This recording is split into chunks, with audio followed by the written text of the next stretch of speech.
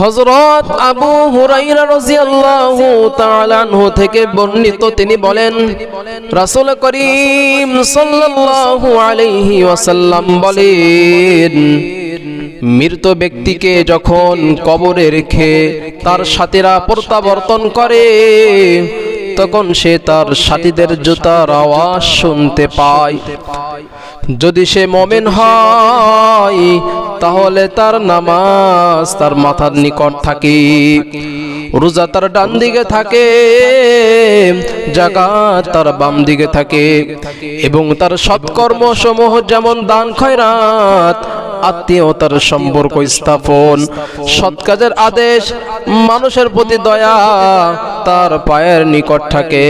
ফেরেশতা যখন তার মাথার দিক থেকে আসে তখন নামাজ বলে, আমার এদিক দিয়ে কোনো রাস্তা নেই।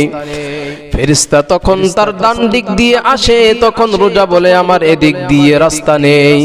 ফেরেশতা তখন তার পায়ের দিক দিয়ে আসে তখন সৎ আমল যেমন দান খয়রাত, আত্মীয়তার সম্পর্ক স্থাপন, সৎ কাজের আদেশ, মানুষের প্রতি দয়া বলে, আমার এদিক দিয়ে রাস্তা নেই।